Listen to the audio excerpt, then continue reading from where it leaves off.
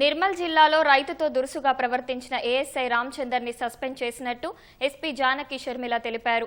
జిల్లాలోని ఖానాపూర్ మండలం పాత ఎల్లాపూర్లో భూభారతి సదస్సులో తన భూ సమస్యను చెప్పుకోవడానికి వెళ్లిన వృద్ధుడిని ఏఎస్ఐ రామచందర్ బయటకు గెంటేశాడు. ఈ ఘటన మంత్రి సీతక్క వద్దకు వెళ్లడంతో స్పందించిన మంత్రి ఉన్నతాధికారులను ఆరా తీశారు. దీనిపై విచారణ చేపట్టి బాసరా రేంజ్ డీఐజీకి విషయం తెలపడంతో ఏఎస్ఐ రామచందర్ ను డీఐజీ సస్పెండ్ చేసినట్లు నిర్మల ఎస్పీ జానకి షర్మిల వివరించారు.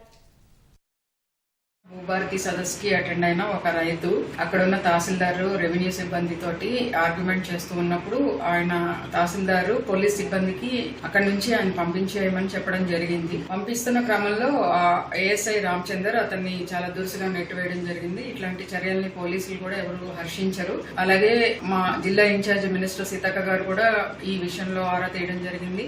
మా ఉన్నతాధికారులు కూడా క్రమశిక్షణ చర్యలు తీసుకోమని చెప్పడంతో మేము ఈ ఘటన మీద రిపోర్ట్ తయారు చేసి దీని మీద ఎంక్వైరీ చేసి బాసర రేంజ్ డీఐజీ గారికి ఇది క్రమశిక్షణ చర్యల కోసం సిఫారసు చేయడం జరిగింది. ఈ రామచందర్ ఏఎస్ఐ ని డీఐజీ సస్పెండ్ చేశారు.